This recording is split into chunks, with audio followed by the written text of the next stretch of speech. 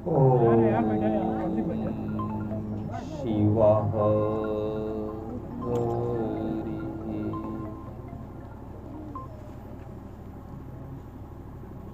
अभी तक आप सब भगवान की वाणी का पाठ सुन रहे थे। जो भगवान की वाणी का पाठ हो रहा था वह स्वयं परम पूज्य देवी माँ जी का प्रवचन ही है। अपने प्रवचन के माध्यम से परम पूज्य देवी माँ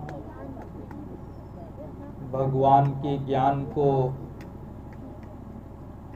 समझा रही थी। जैसा कि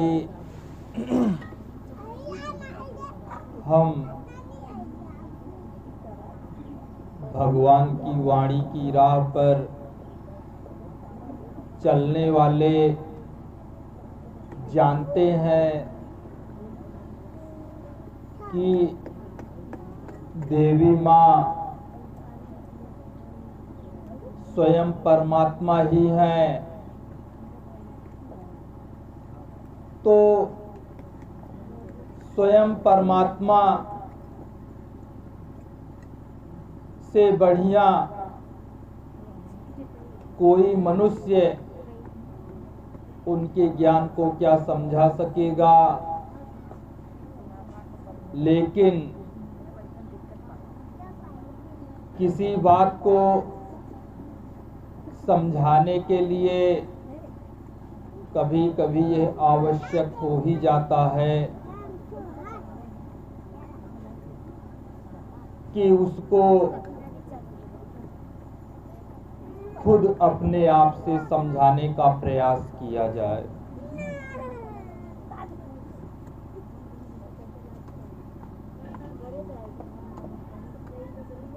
जैसा कि आप सभी को मालूम है कि हर युग में जब जब धरती पर अधर्म और असत्य बढ़ जाता है, धर्म और सत्य का अभाव हो जाता है, सज्जनों का रहना इस धरा पर मुश्किल हो जाता है, भगवान धरा पर धर्म और सत्य की स्थापना के लिए, दुष्टों के विनाश के लिए व सज्जनों की रक्षा के लिए कोई न कोई रूप धारण करके आते रहे हैं। वह रूप जैसा कि हम सब जानते हैं, कभी राम के रूप में, कभी श्री कृष्ण के रूप में, कभी नरसिंह के रूप में, तो कभी वाराह के रूप में। जब जैसी आवश्यकता हुई है उसी आवश्यकता के अनुरूप भगवान रूप धारण करके आए हैं। वर्तमान समय जो कलयुग चल रहा है, इस समय की आवश्यकता को देखते हुए भगवान ने एक अनुपम और अलौकिक रूप धारण किया है। यहाँ एक तस्वीर लगी हुई है, बीच में जो तस्वीर लगी है एक लिखावट का रूप है। उसके बगल में एक तस्वीर है जो लाल साड़ी में एक महिला है और दूसरी बगल में तस्वीर है प्रभु श्री रामचंद्र जी का व पूज्य हनुमान जी का। तो प्रभु राम को सारा संसार जानता है कि ये भगवान के अवतार हैं,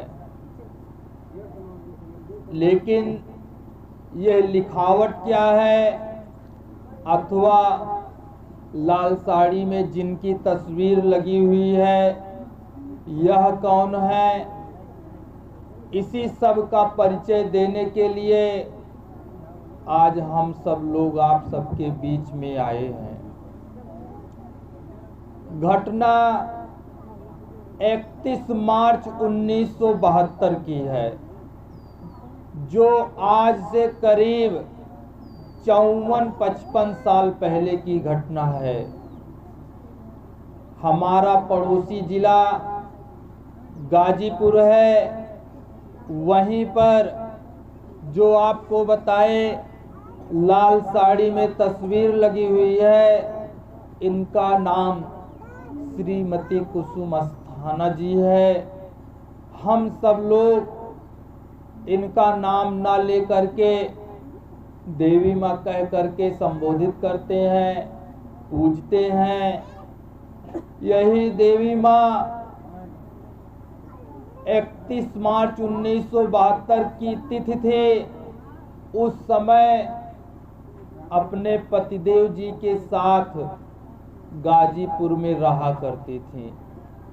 इनके पतिदेव जी गाजीपुर जिले में अतिरिक्त जिलाधिकारी के पद पर नियुक्त थे। सुबह करीब 9:30 से 10 के बीच का समय रहा होगा।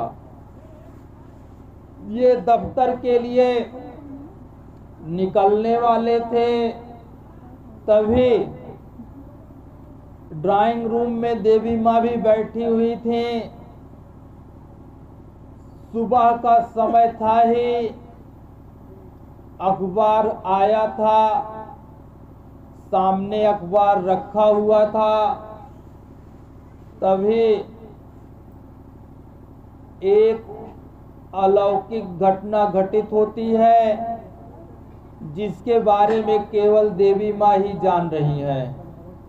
क्या देखती है परम पूज्य देवी माँ कि उनके सामने भगवान विष्णु प्रकट होते हैं।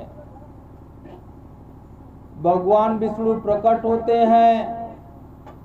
देवी माँ और भगवान विष्णु के बीच में अभिवादन प्रणाम होता है। भगवान देवी माँ को आदेश देते हैं, कृपया कागज पर कलम रखिए। देवी माँ कलम ले करके जब कोई कागज ढूंढती है तो कागज के रूप में कुछ और नहीं, सामने वही जो अखबार आया था उसी अखबार पर ही देवी माँ ने कलम उठा करके ज्यों ही रखा, देवी माँ के हाथों में भगवान की अदृश्य शक्ति समाहित हो गई और कलम बड़ी तेजी से चलने लगी और थोड़ी ही देर में एक लेख अंकित हो गया।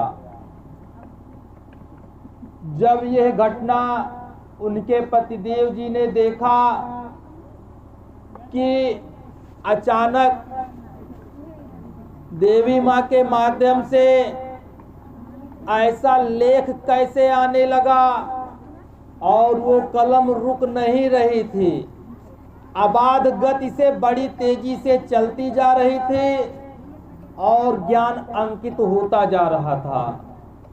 तो इनके पतिदेव जी ने यह महसूस किया कि कोई असाधारण घटना ही घटित हुई है। उन्होंने पेपर उपलब्ध कराया और ढेर सारा ज्ञान पहले दिन ही आया।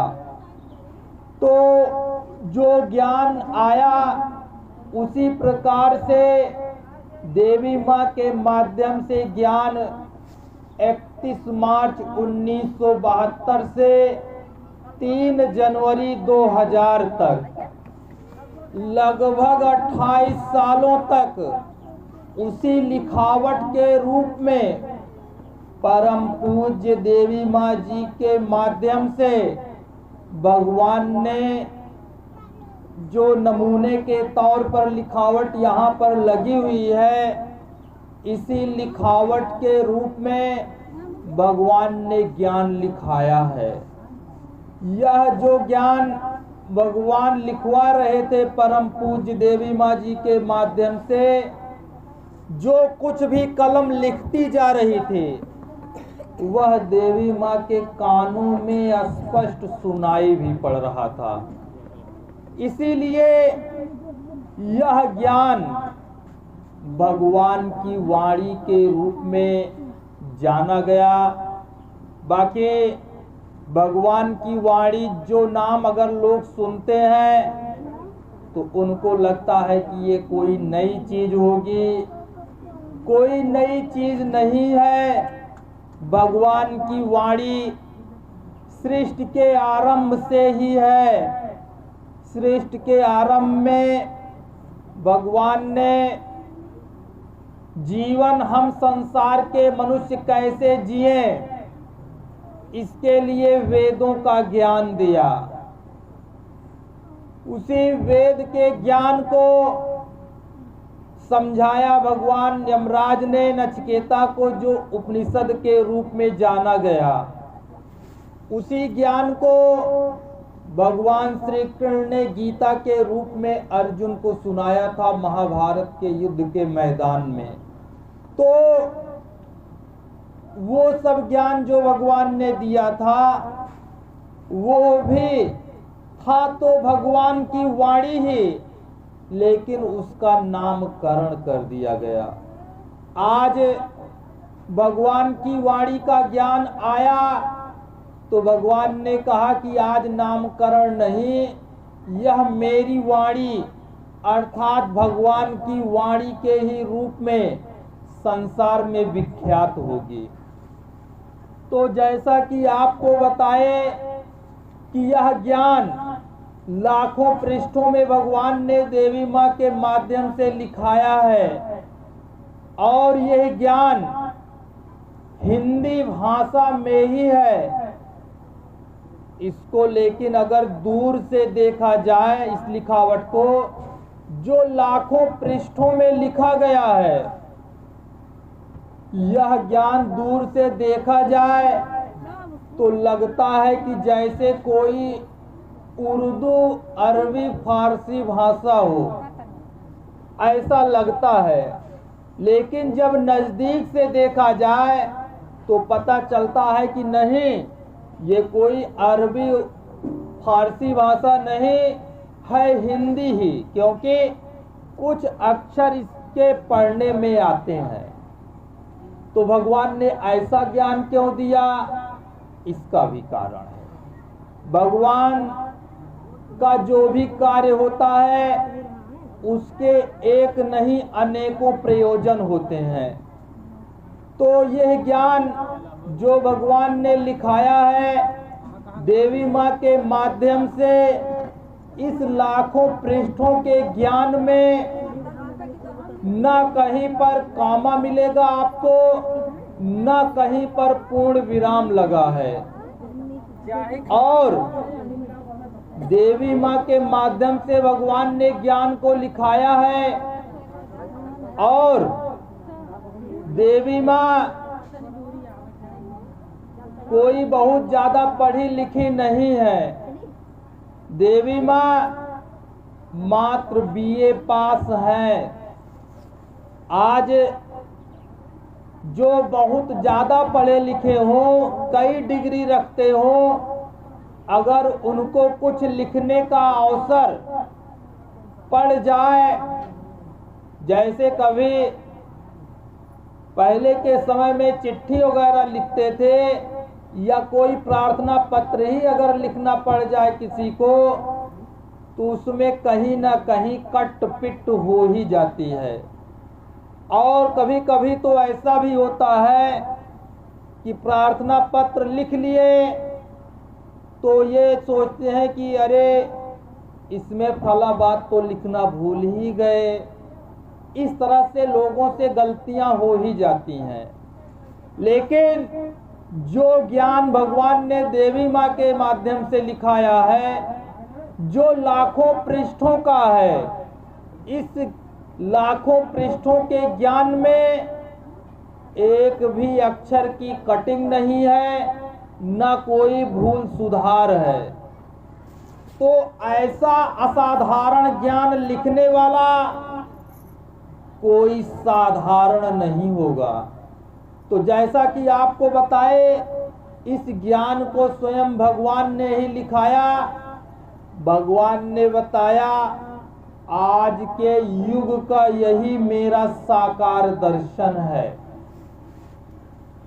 इस लिखावट में भगवान ने बताया कि वह सब सारी शक्तियां समाहित हैं जिन शक्तियों को संसार का मनुष्य समझता है कि मेरे राम रूप में है, मेरे कृष्ण रूप में है, दुर्गा रूप में है, अथवा जो भी रूप हम भगवान के समझते हैं, वे सारी शक्तियां आज भगवान ने इसी लिखावट में समाहित कर दिया है।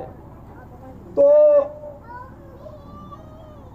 देवी माँ के माध्यम से भगवान ने ज्ञान लिखाया, तो उनका ज्ञान लिखने वाला भी कोई साधारण नहीं होगा। होगा तो उन्हीं सरीखा ही कोई होगा। तो आपको जानने के लिए बता दें कि यह लिखावट तो स्वयं परमपिता परमात्मा का अवतार है ही। जो ज्ञान लिखने वाली है परम पूज्य देवी माँ जी, यही द्वापर की कृष्ण है, यही त्रेता की राम है। यह बात कितनी सही है, इसका प्रमाण भी हम आपको देकर जाएंगे। एक कसौटी देंगे, उसी कसौटी पर कस करके जान लेना, ऐसी बात है ये। तो जैसा आपको बताए कि लाखों पृष्ठों में भगवान ने ज्ञान दिया, और यह ज्ञान ऐसा है हिंदी भाषा में ही। लेकिन इस हिंदी भाषा के ज्ञान की एक भी लाइन को संसार का कोई भी मनुष्य, कितना भी पढ़ा लिखा विद्वान, डिग्री होल्डर, ज्ञानी ध्यानी क्यों ना हो, इसकी एक भी लाइन को पूरा पूरा पढ़ नहीं सकता है। यह ज्ञान ऐसा है। तो इस ज्ञान को जब तक कोई पूरा पढ़ नहीं पाएगा तो इसका लाभ कैसे मिलेगा, इसकी भी व्यवस्था भगवान ने किया है। और ऐसा ज्ञान भगवान ने क्यों दिया कि इसमें इसको कोई पूरा पढ़ ना सके, इसका भी कारण है। इसके पहले भगवान ने जो ज्ञान दिया, भगवान बोले हैं, ऋषियों मुनियों ने लिखा है। ऋषियों मुनियों ने उस ज्ञान को लिखा, तो लिखने में अथवा उसके बाद हमारे संसार के तमामों तथा कथित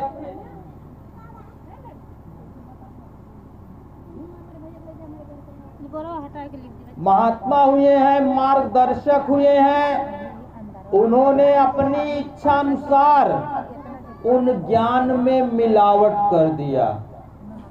तो उस मिलावट का परिणाम ही है कि हमारे धर्म ग्रंथों में लोगों को कुछ ऐसी बातें मिली, या कि हमारे धर्म ग्रंथ के किन्हीं बातों को लेकर के हमारे संसार में तमामों विवाद छिड़े रहते हैं।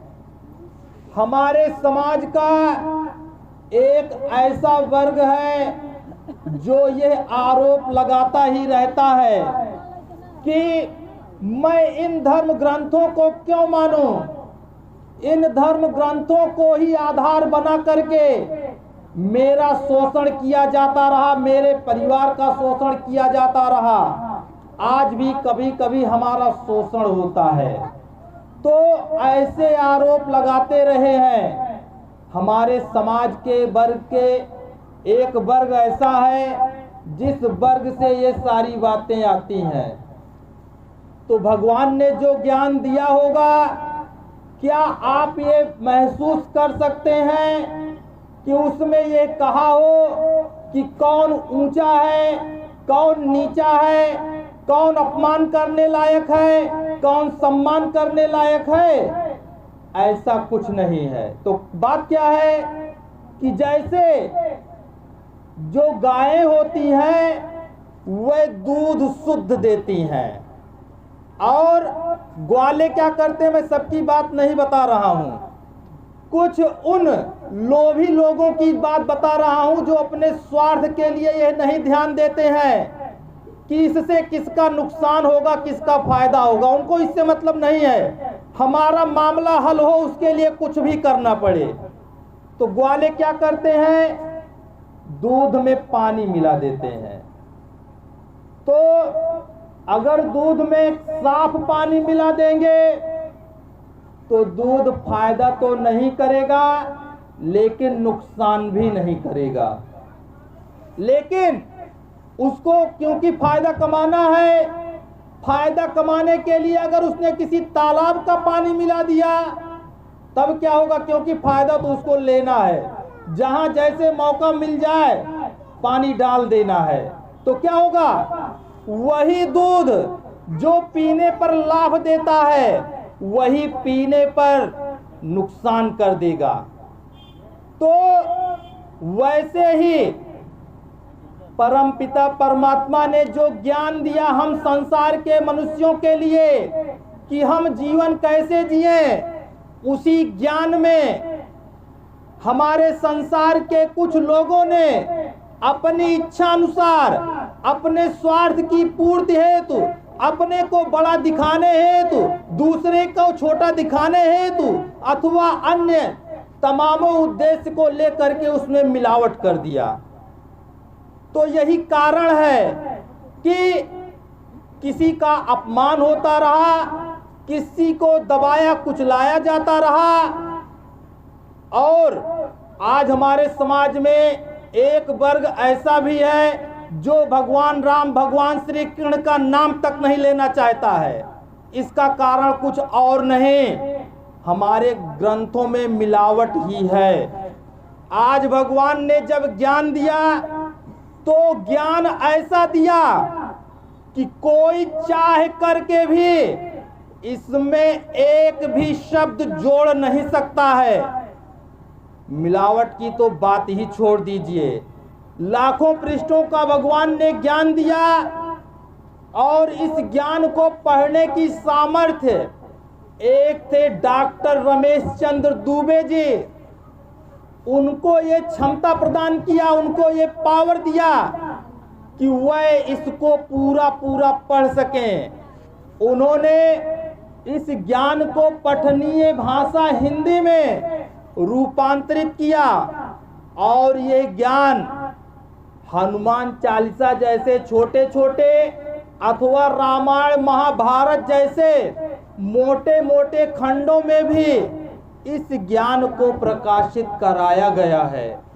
और यह ज्ञान लगभग अभी तक 400 खंडों में प्रकाशित किया गया है। भगवान ने आदेश दिया, जन जन तक पहुंचो, जहां अंधकार है उस मन तक पहुंचो जहां मेरी पुकार है।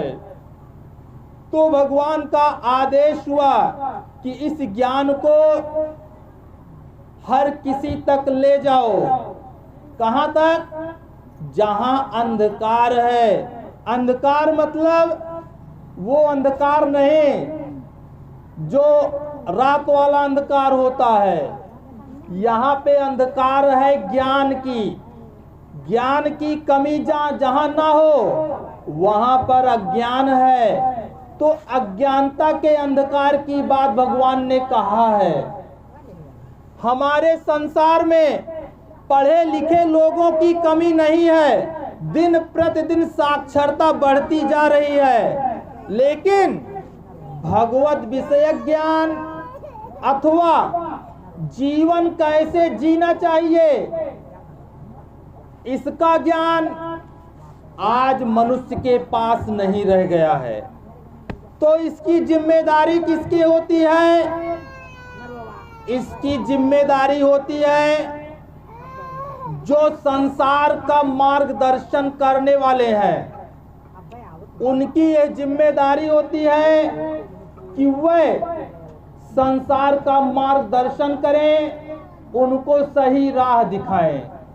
तो आज सही राह दिखाने के रूप में देखा जाए तो जैसे भगवान ने मार्गदर्शन के रूप में पहले वेदों का ज्ञान दिया। जब वेदों के ज्ञान को जब त्रेता युग में भगवान श्री रामचंद्र जी आए थे तो उस समय करीब 75% लोग ऐसे थे जो वेदों के ज्ञान को समझ रहे थे। तो उस समय भगवान ने कोई नया ज्ञान नहीं दिया।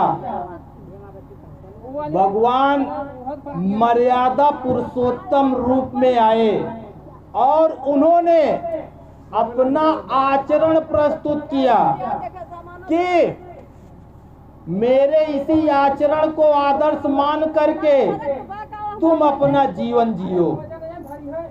उसके बाद भगवान जब द्वापर युग में आए उस समय वेद उपनिषद के ज्ञान को समझने वालों की संख्या 50% थी। आधे लोग वेद के ज्ञान को समझ पा रहे थे।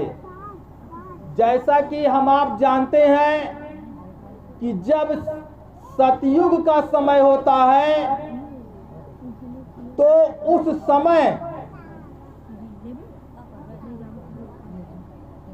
मनुष्य की जो ग्रहणशीलता होती है वो सबसे उच्च कोटि की होती है। उसके बाद ज्यों-ज्यों समय बीतता जाता है, सतयुग से त्रेता युग हुआ, त्रेता से द्वापर युग हुआ, फिर कलयुग आया। तो ज्यों-ज्यों समय बीतता जाता है मनुष्यों की ग्रहणशीलता, उसकी बौद्धिक क्षमता घटती जाती है। तो ये बातें जो हम आपको बता रहे हैं, इन बातों को संसार के कुछ मनुष्य मानते नहीं हैं। आज संसार का मनुष्य लिखा पढ़ी पर अथवा साक्ष्यों की बात करता है, हमारे धर्म ग्रंथों को नहीं मानता है। तो जिन साक्ष्यों, जिन इतिहास की बात करता है संसार का मनुष्य, उनका साक्ष्य देखा जाए तो 1500 ईसा पूर्व, मान चलिए 3,500-4 हजार वर्ष तक का ही रिकॉर्ड मिलेगा आपको। उसके पहले आप इतना जान लीजिए कि कोई भी संस्कृति, कोई भी सभ्यता जब विकसित होती है तो मान चलिए 4-5 हजार साल चल गई, उसके बाद कोई ना कोई उथल पुथल हुआ, सारे साक्ष्य खत्म। और हमारे धर्म ग्रंथ जो है ये लाखों वर्षों पहले की बात बताते हैं। तो 4-5 हजार वर्ष के बीच के बाद से तुम क्या जान लोगे? तो इसको जानने के लिए भगवान ने बताया कि तुमको इस सब बात को जानने के लिए तीन चीजें आवश्यक होती हैं। तीन चीजें क्या हैं? अंतर्दृष्टि, अंतर्ज्ञान, अंतर चेतना। ये तीन चीजें जिसमें होती हैं उसको किसी सहारे की जरूरत नहीं पड़ती है। वो स्वयं सर्वज्ञ होता है, सब कुछ जानता है। अंतर्दृष्टि, अंतर्ज्ञान, अंतर चेतना। आज संसार में ढूंढोगे ऐसा कोई मिलेगा नहीं। तो इसके लिए भगवान ने अपना ज्ञान दिया और कहा कि जब तुम इन तीनों शक्ति रूपों के द्वारा, क्या, अंतर्दृष्टि, अंतर्ज्ञान, अंतर चेतना, इन तीनों शक्ति रूपों के द्वारा जब तुम मुझे, मेरे विधान को, मेरी शक्ति को न समझ सको तो उसके लिए मैंने अपना ज्ञान दिया है। आज अपने ज्ञान को दे करके भगवान ने समझाया है। और सृष्टि के रहस्य को इतना आसान नहीं है कि कोई समझ ले, उसके लिए असाधारण बनना पड़ेगा। तो असाधारण को जानने के लिए असाधारण बनना पड़ता है। तो भगवान ने इस ज्ञान को लिखावट इस रूप में इसलिए दिया कि कोई चाह करके भी इसमें मिलावट न कर सके।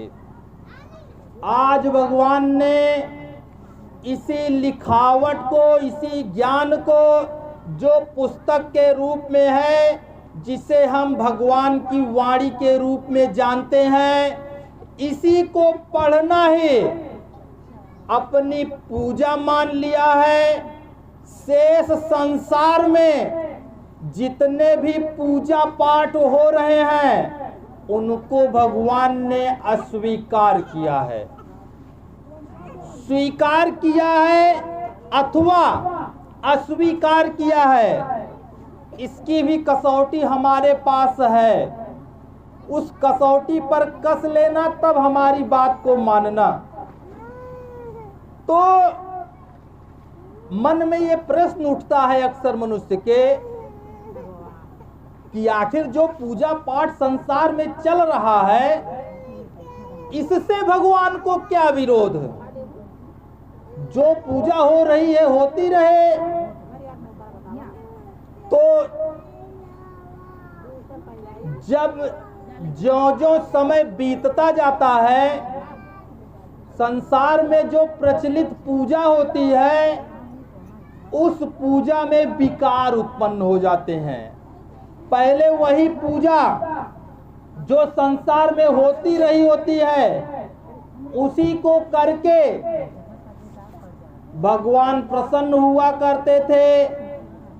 लेकिन जब समय आगे बढ़ता है तो उसमें कुछ बुराइयां आ जाती हैं। तो बुराइयां आ जाती हैं तो क्या होता है? द्वापर युग की भांति, जैसे द्वापर युग में भगवान श्री कृष्ण ने गोकुल में जब देवराज इंद्र की पूजा की तैयारी हो रही थी तो भगवान ने उस पूजा को बंद करवा दिया और कहा कि देवराज इंद्र की पूजा नहीं होगी, गोवर्धन की पूजा करो। वैसे ही वर्तमान समय में जो तमाम पूजा पाठ हो रहे हैं, थोड़ा उस पर चर्चा कर लेते हैं हम। तो पूजा पाठ के रूप में आज देखा जाता है कि लोग पूजा पाठ के रूप में व्रत उपवास करते हैं। साल भर मांस तो खाते रहेंगे, अथवा अंडा, मांस, मछली, दारू, शराब, इस सब का सेवन करते रहेंगे। लेकिन वर्ष में कुछ दिन ऐसे निर्धारित किए हैं जो पूजा पाठ के लिए निर्धारित हैं। जैसे मान लीजिए मंगलवार को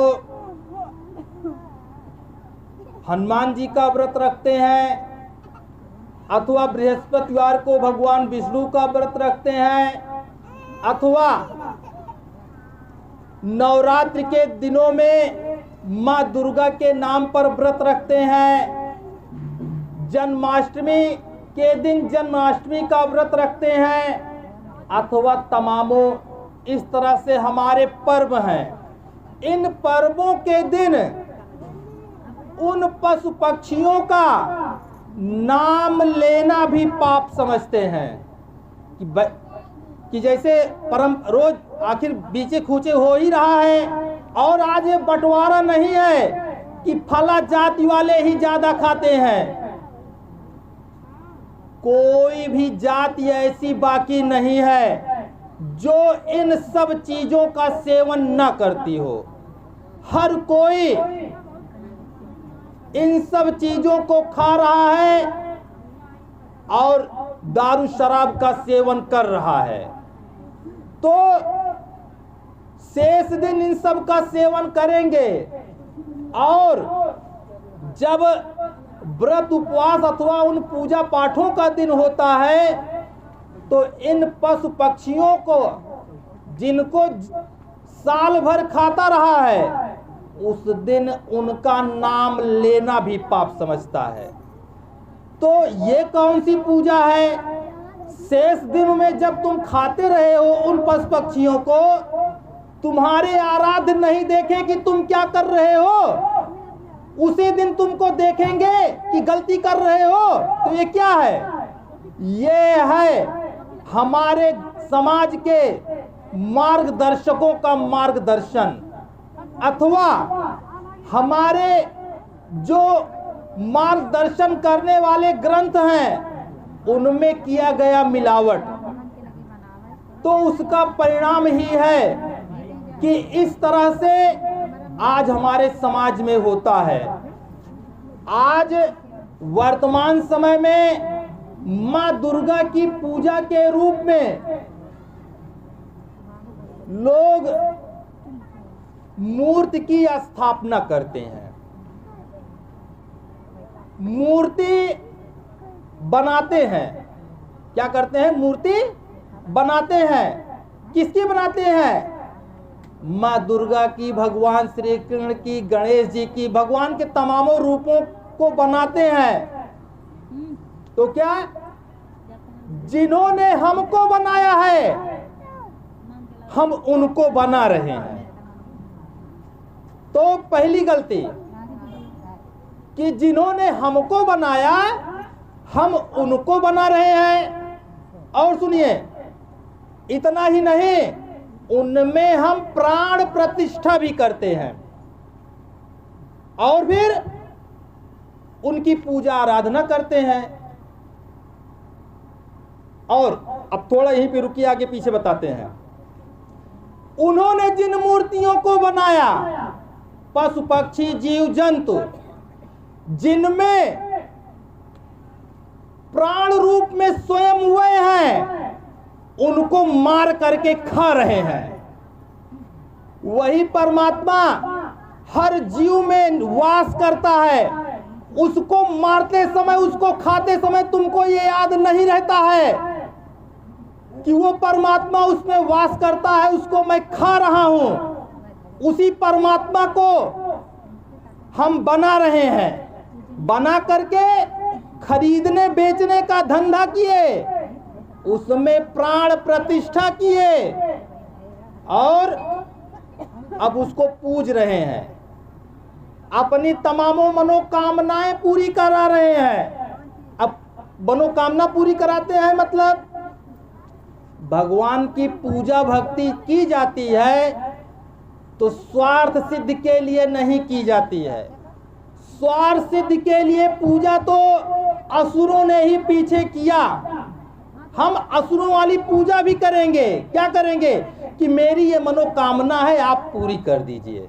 सौदा, भगवान से सौदा करता है कि मंदिर गए, इस बार तो इतनी लड्डू चढ़ाए हैं हनुमान जी, मेरा अगर ये काम पूरा हो गया अगली बार मैं इतनी लड्डू चढ़ाऊंगा आपको। हनुमान जी तुम्हारे लड्डू के लिए भूखे हैं क्या? घूसखोरी संसार में करते करते भगवान तक पहुंच गया, संसार का मनुष्य घूस देता है भगवान को। उसको घूस देने से तुम्हारे कर्मों का दंड पाने से बचोगे नहीं। जो हम दुष्कर्म किए हैं, जो पाप किए हैं, चाहे इस जन्म का हो अथवा किसी भी जन्म का हो, उसको हमको पाना ही होगा, उसको कोई काट नहीं सकता है। आज संसार का मनुष्य समझता है कि थोड़ी पूजा पाठ कर लें तो हमारे ये कष्ट शायद दूर हो जाए। भगवान कहते हैं इस चक्कर में कभी रहना मत। जो पाप किए हो, अगर उसकी क्षीणता चाहते हो तो जितना पाप तुम्हारे द्वारा हुआ हो उतना पुण्य करना पड़ेगा। दुष्कर्मों का जो बंडल है, जो पाप किए हो, उसको सत्कर्मों की आरी से ही काट सकता है कोई। आज किससे काटने का प्रयास करते हैं? सत्कर्म नहीं, कर्मकांड जिसको कहते हैं। कर्मकांड का सहारा लेकर के लोग आज अपने कष्टों से बचने का प्रयास करते हैं।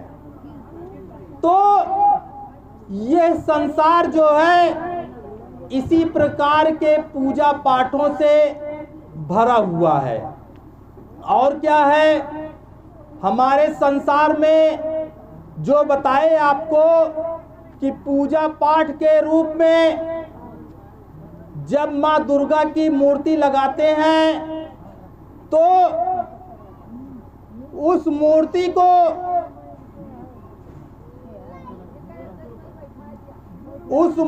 को जब तक पूजते हैं, उसके बाद जब तक पूजा किए पूजा, उसके बाद उसी मूर्ति को ले जा करके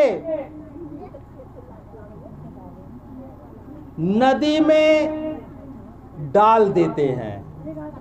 तो ये पूजा कौन सी है कि उन्हीं भगवान को जो जिन्होंने हमको बनाया उनको हम बना रहे हैं, बना करके खरीदने बेचने का धंधा कर रहे हैं और उन्हीं को ले जा करके नदियों में डाल दे रहे हैं। तो जब हम नदियों में उनको डाल देते हैं, क्या सोचकर डालते हैं कि अब उसमें वो भगवान नहीं रह गए? तो ये कौन सी पूजा है? तो ये पूजा जो है कोई पूजा नहीं, हमारी मन गढ़ंत पूजा का एक रूप है। पूजा के लिए भगवान बताते हैं, पूजा रूप आकार और नाम की नहीं, गुण की जाती है। उन गुणों की जाती है जो सत्य, धर्म और न्याय पर आधारित हों। तो हमारे संसार में जो पूजा पाठ की परंपरा व्याप्त है वो ऐसी ही है। तो इसी स्थिति में जब ऐसा हुआ है तो भगवान ने पूजा का एक नया रूप दिया कि इसी भगवान की वाणी को पढ़ो, इसी को पढ़ना ही मेरी पूजा है। शेष संसार में जितने भी पूजा पाठ हो रहे हैं उनको करने पर अगर हमको भगवान का दर्शन मिलता हो अथवा भगवान से बात होती हो तो वो पूजा हम कर सकते हैं। लेकिन जिस पूजा की बात मैं आपको बता रहा हूं, इस पूजा को करने पर भगवान का दर्शन मिलता है, भगवान से बात होती है। और यही इस पूजा की कसौटी है जो हम आपको कहे थे कि बताएंगे। संसार में हम भगवान की अनेकानेक रूपों में पूजा करते हैं। उन पूजा पाठों को करने के बाद भी हम देखते हैं कि हमारे जीवन में दुख कष्ट और पीड़ा वैसे के वैसे ही बने रहते हैं। तो क्या होता है, तो हम भटकते हैं, भटकते भटकते कभी किसी दूसरी राह पर भटक जाते हैं, तो कभी उन राहों पर भटक जाते हैं जो अन्याय अधर्म और दुष्कर्म की होती हैं। तो जब इस तरह का होता है हमारे समाज में, परिवार में, तो उसका कारण कुछ और नहीं, हमारे समाज में फैला अज्ञानता का अंधकार ही है। इस ज्ञान को पढ़ने पर अगर जीवन में कष्ट पीड़ा दुख अभाव कोई भी आते हैं, कोई भी संघर्ष आता है, तो इसको जो भी पढ़ता है या सुनता है, उन कष्टों को, उन पीड़ाओं को भगवान एक एक करके अदृश्य रूप में रह करके उनकी विवशता को कम करते जाते हैं। और इस ज्ञान को पढ़ करके हमको यह ज्ञान हो जाता है कि हम अपना जीवन कैसे जिएं। आज संसार में जीवन जीने की सही दिशा का ज्ञान ना होने के कारण हम अपने जीवन में ऐसे ऐसे कर्म करते हैं जिनको समझते हैं कि पुण्य है, और पुण्य मान करके उन कर्मों को करते हैं और हो जाता है पाप। जैसे हमारे समाज में एक परंपरा है कि भैया अगर दरवाजे पर कोई भी अगर भिक्षा मांगने आ जाए तो उसको बिना कुछ दिए वापस नहीं करना चाहिए। आज ये परंपरा है हमारे समाज में, तो आपस में लोग बात न करें। तो ये परंपरा है कि कोई भी आए तो उसको भिक्षा जरूर देना चाहिए। तो भिक्षा हम जिसको भी देने के बारे में सोचते हैं अथवा देते हैं, वह धर्मात्मा है कि पापात्मा है, इसकी कोई कसौटी तो हमारे पास है नहीं कि हम उसके आधार पे चेक कर लें। आज ये जो समय चल रहा है, इस समय आज भिक्षा वृत्ति को लोग अपना व्यवसाय बना लिए हैं। हम आप उनको पुण्य समझ करके भिक्षा दे दिए और उस अनाज को अथवा पैसे को ले जा करके उसने मांस खा लिया, अथवा उस पैसे से उसने गोली बंदूक खरीद लिया, किसी की हत्या कर दिया, अथवा शराब पी करके अन्याय अधर्म दुष्कर्म किया, तो तुम भले ही अपने आप को पुण्य आत्मा समझते रहो कि हमने तो बहुत बड़ा पुण्य कर दिया दान दे करके, लेकिन वही ज्ञान की कमी होने के कारण हम उसको पैसा तो दे दिए, उसका ले जाकर के अगर उसने दुरुपयोग किया तो उसके भागीदार हम भी बन गए। जैसे बताया जाता रहा है कि हमारे ग्रंथों की बात है कि सुपात्र को दिया गया दान ही फलदायी होता है। अगर कुपात्र को हमने दान दे दिया तो उसका हमको दंड मिलेगा। तो क्या चाहोगे, दान करके दंड पाना चाहोगे अथवा उसका शुभ फल पाना चाहोगे। तो आज इस तरह की ये परंपरा हमारे समाज में है। और क्या है, हमारे समाज संसार में लोग अपने जीवन की कठिनाइयों, संघर्षों, विपत्तियों से घबरा करके, हार करके अनेकानेक पूजा पाठों की तलाश में लगे रहते हैं कि भला कोई राह कोई बता देता तो मेरा ये कष्ट दूर हो जाता, वहां पर पहुंच जाते। किसी को पता चला कि फला खेत में किसी बाबा की मजार है, उस मजार पर जा करके फेरी करेंगे तो हमारे कष्ट दूर हो जाएंगे। तो अब सुन लिए, तो भाई इससे आसान पूजा कौन सी है कि फेरी करने से कष्ट दूर हो जाए।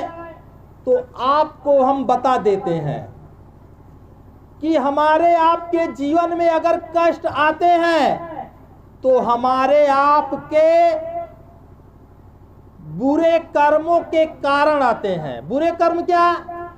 अगर हमने कभी किसी को किसी भी प्रकार का कष्ट दिया होगा, मन से, वचन से, कर्म से, इस जन्म में अथवा किसी भी जन्म में, तो जितना कष्ट दिए हैं उतना कष्ट पाने के उत्तरदायी हम हैं। तो कितना कष्ट हमने किसी को दिया होगा इसका कोई हिसाब तो हमारे पास है नहीं, लेकिन इतना जान लीजिए कि हमने अन्यों को जितना सुख दिया होगा उतना हमको हमारे जीवन में सुख मिलेगा, और जितना दुख दिए होंगे उतना हमको अपने जीवन में दुख मिलेगा। तो कैसे किसी को दुख हो सकता है, कैसे किसी को सुख हो सकता है, इसका सबसे अच्छा मापदंड यह है कि अगर किसी कर्म के द्वारा हमको कष्ट मिलता है तो वैसा कर्म हम दूसरे के साथ अगर करते हैं तो उसको भी कष्ट मिलेगा। तो हमको ऐसे कर्मों से बचना चाहिए जिन कर्मों के द्वारा हमको कष्ट मिलता है, क्योंकि जब वैसे कर्म हम किसी दूसरे के प्रति करेंगे तो उसको भी कष्ट मिलेगा। तो आज भले ही हम सोचें कि हमको तो उसका कष्ट नहीं मिला, लेकिन इतना जान लीजिए कि इस संसार का निर्माण, इस सृष्टि का निर्माण भगवान ने इसी सिद्धांत पर बनाया ही है। इसी सिद्धांत पर ये सृष्टि बनी ही हुई है कि जैसा करोगे वैसा भरोगे। तो हमको अपना जीवन सुधारने की जरूरत है। तो अपना जीवन हम कैसे सुधारें, उसके लिए भगवान ने आज अपना ज्ञान दिया। इस ज्ञान को पढ़ करके हम जान सकते हैं कि हमको अपना जीवन कैसा जीना चाहिए, हमारा कर्म कैसा हो, हमारे आचरण कैसे हो। इस ज्ञान को पढ़ करके हम जान सकते हैं। अगर हमारे मन में कहीं से भी ये लालसा, ये चिंगारी अगर दबी हुई हो कि हम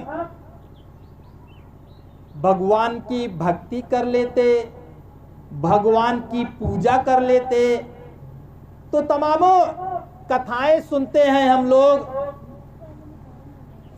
तो उन कथाओं में देखते हैं कि भगवान ने अपने उन भक्तों की इस तरह से रक्षा किया, अथवा भगवान अपने उन भक्तों से इस तरह से मिलते थे। अगर तुम्हारे मन में कहीं से भी ये चिंगारी हो कि काश हमें भी मिल जाते, क्या ऐसा हो सकता है? अगर ये भाव तुम्हारे मन में है तो उस भाव को हवा देने की जरूरत है। क्यों? क्योंकि वो राह आज भगवान ने बताई है हम संसार के मनुष्यों को। संसार में जितने भी पूजा पाठ हो रहे हैं, उन पूजा पाठों में कलियुग का प्रवेश हो गया है। उसमें भाव शुद्ध ना होने के कारण कहीं पर स्वार्थ है, तो कहीं पर दिखावा है, तो कहीं पर ऊंच नीच की भावना है, तो कहीं पर छोटा बड़ा की भावना है। तो इस तरह की बातें होने के कारण उन पूजा पाठों का वो फल आज नहीं मिलता है जो फल पहले मिला करते थे। तो इसीलिए भगवान ने अपनी पूजा का एक नया रूप बताया। इस पूजा को करके हम यह जान सकते हैं कि भगवान कैसे प्रसन्न होते हैं, भगवान किन आचरणों से नाराज हो जाते हैं। कौन चाहेगा भगवान को नाराज करना? लेकिन अनजाने में ऐसे कर्म हमसे हो ही जाते हैं जिनसे भगवान नाराज हो जाते हैं। तो जैसे भगवान शंकर की पूजा के रूप में एक परंपरा है कि हम दूध से भगवान शंकर का अभिषेक करते हैं। तो दुग्धाभिषेक का मतलब होता है कि हम अपनी दूध जैसी पावन पवित्र भावनाओं से हम भगवान की अर्चना करें, उनकी साधना करें। तो दूध जैसा मन भगवान हम आपसे चाहते हैं। तो हमारे भाव, हमारे विचार, हमारे कर्म अगर दूध जैसे पवित्र नहीं होंगे तो क्या होगा? भगवान शंकर वही शिव है, वही शंकर है। उनकी पूजा आज संसार में बहुत करते हुए लोगों को देखा जाता है। भगवान शंकर के मंदिर जगह जगह हम आपको मिल जाते हैं, लेकिन वे कैसे प्रसन्न होते हैं इसको जानते नहीं हैं। वो मंदिर बनवाने से कभी प्रसन्न नहीं होते हैं। वे उनकी पूजा जो आज संसार में प्रचलित है, उन पूजा पाठों से वे प्रसन्न नहीं होते हैं। वही शिव है, वही शंकर है। जब शिव कल्याणकारी, शंकर विध्वंसकारी रूप दोनों उन्हीं के हैं। वे भगवान के न्याय रूप हैं। तो हमारे जो शुभ कर्म होते हैं, अच्छे कर्म होते हैं, उनके परिणाम स्वरूप हमको भगवान का कल्याणकारी रूप मिलता है। कल्याणकारी रूप क्या है? हमारे जीवन में सुख आता है, समृद्धि आती है, ऐश्वर्य आता है, संपन्नता आती है। और हमारे अशुभ कर्म क्या हैं? अशुभ कर्म वह कर्म हैं जो हमको नहीं करना चाहिए। उन कर्मों के परिणाम स्वरूप भगवान का शंकर रूप जो विध्वंसकारी रूप है, वह हमको अपने जीवन में प्राप्त होता है। तो जिसके परिणाम स्वरूप हमारे जीवन में दुख आते हैं, कष्ट आते हैं, पीड़ा आती है। तो जब ऐसा कुछ हमारे जीवन में आ रहा है वर्तमान समय में, तो इसका कारण तो हमारे पूर्व जन्म के कर्म है। तो मन में ये बात आती है कि अब पीछे तो पता नहीं कितना गड़बड़ हो गया, अब ये सही कैसे होगा। इसके लिए भगवान बताते हैं कि अगर आज किसी के दुष्कर्मों का बंडल उतना बड़ा हो गया हो जितना बड़ा रावण कुंभकर्ण जैसे राक्षसों का हो गया था, इतना बड़ा भी अगर तुमसे पाप हो गया हो, तो भगवान ने कहा है कि अगर तुम मेरी शरण में आ जाओगे और मैं जैसे कह रहा हूं कि तुम अपना जीवन ऐसा बना लो, वैसा जीवन तुम अपना बना लोगे, तो हमारे आपके जितने भी पाप कर्म दुष्कर्म हैं उन सब की विभत्सता को भगवान छीण कर देंगे। और जिस दिन हम उनकी शरण में आ जाएंगे, उनके मार्गदर्शन में कर्म करना शुरू कर देंगे, उसी दिन से सत्कर्मों की खेती हमारी होने लगेगी। तो अभी जो अज्ञानतावश पाप कर्म होते थे, अब पुण्य कर्म की खेती होना शुरू हो जाएगी। तो इस भगवान की वाणी को पढ़ना है, पढ़े हो तो पढ़ें, पढ़े ना हो तो आपके घर परिवार में जो पढ़ा लिखा हो उसको आप कह दीजिए कि वो पढ़े और आप सब सुने। भगवान की वाणी जैसा कि आपको बताए पुस्तक का रूप है, इसमें कहीं कोई चित्र नहीं बना है, ज्ञान लिखा हुआ है। ये भगवान की वाणी है, इसको हमको आपको ऐसे ऐसे पढ़ना है। मान लीजिए अक्सर लोगों की आदत होती है इस तरह से मोड़ करके पढ़ते हैं, कोई पुस्तक अगर पढ़ते हैं तो इसको मोड़ करके नहीं पढ़ना है, इस तरह से एक एक पृष्ठ खोल करके पढ़ना है। हमारे समाज में जो पूजा की परंपरा है उसमें यह बताया गया है कि पूजा सुबह सुबह ही करना ज्यादा अच्छा होता है।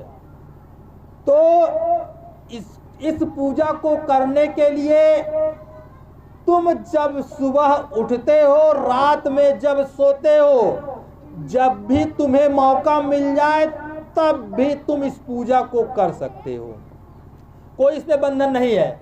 मान लीजिए बीच में पढ़े हैं यहाँ तक, बीच में कोई बाधा आ जाती है, कोई रुकावट आती है कि हमको आगे पढ़ने की फुर्सत नहीं है, तो बीच में कोई कागज या डोरी लगा देंगे। अक्सर लोगों की आदत होती है पृष्ठ तोड़ मोड़ देते हैं।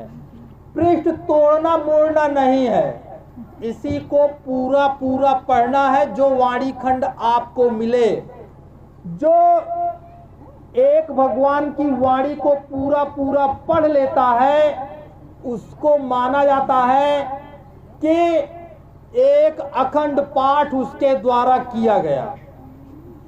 इसी भगवान की वाणी का जब अखंड पाठ आदमी करने लगता है, तो जैसे हम अपने शरीर के भोजन की चिंता जीवन भर करते रहे अथवा पहले की जन्मों में भी करते रहे, इस शरीर का कारण आत्मा, इसका भी कोई भोजन है, इस पर कभी विचार नहीं किए।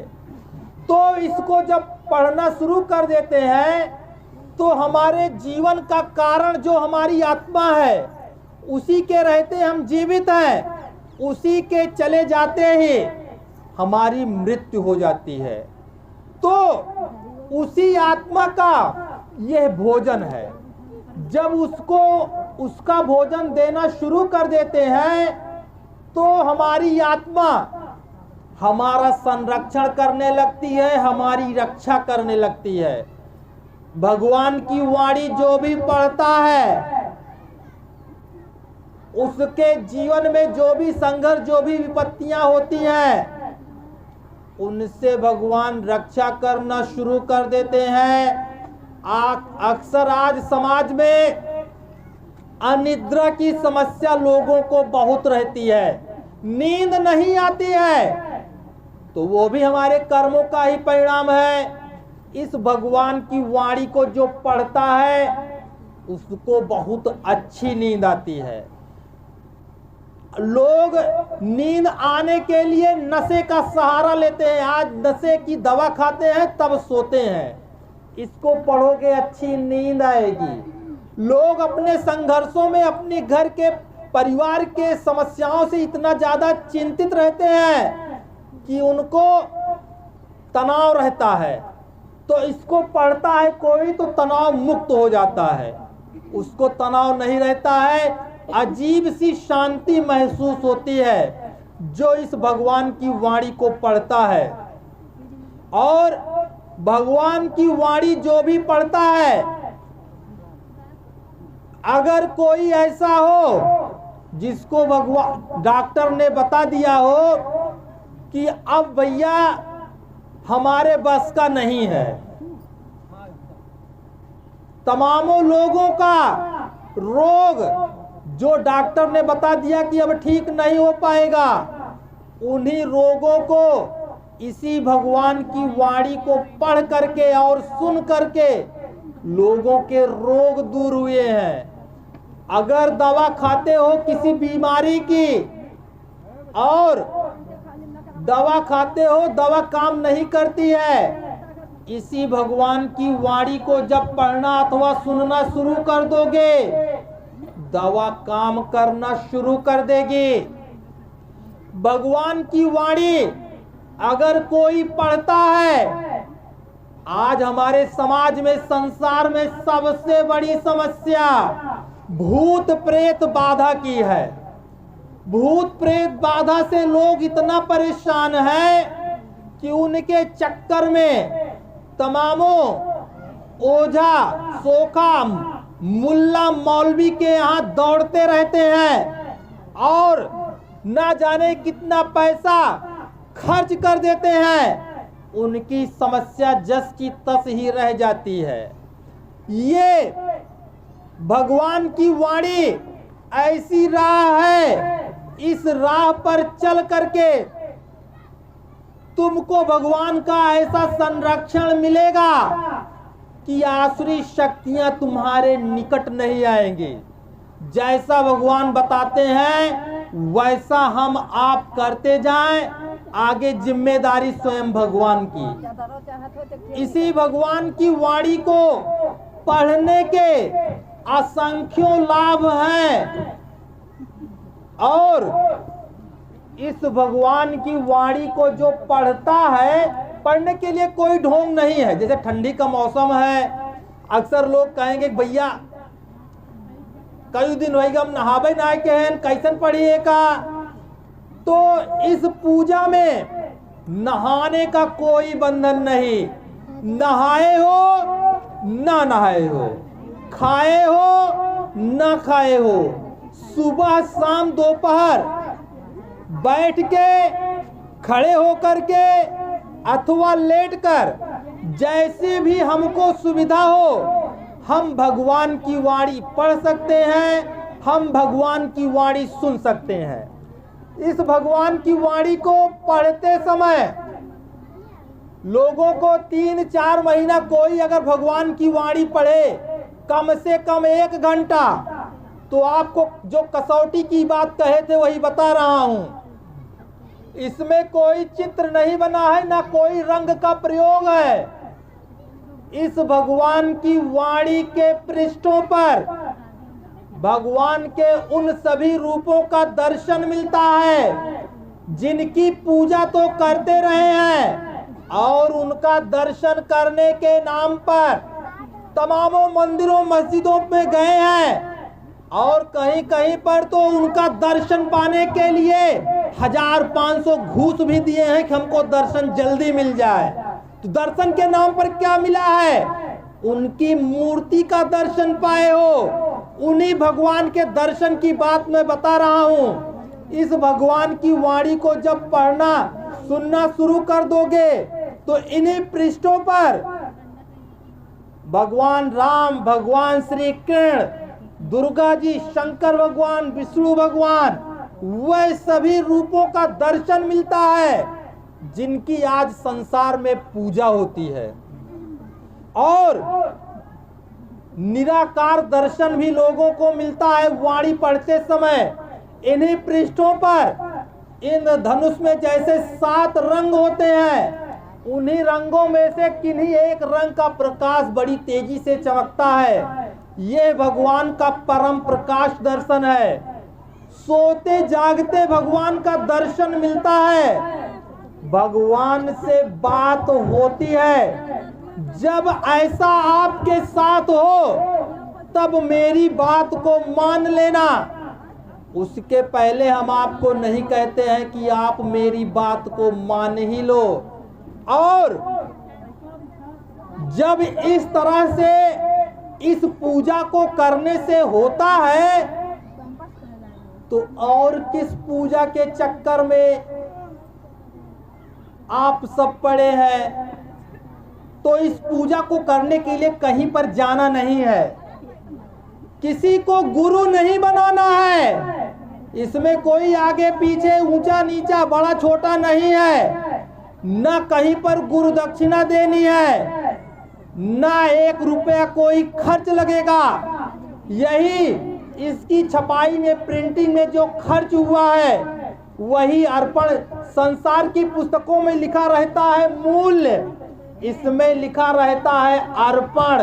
अर्पण मतलब ये प्रभु के चरणों में अर्पण होता है। जो कुछ आप 2, 4, 10, 5 रुपए देते हो, ये अर्पण है। इसका मूल्य धरती का कोई भी मनुष्य चुका नहीं सकता है। भगवान के ज्ञान का मूल्य कोई चुका नहीं सकता है।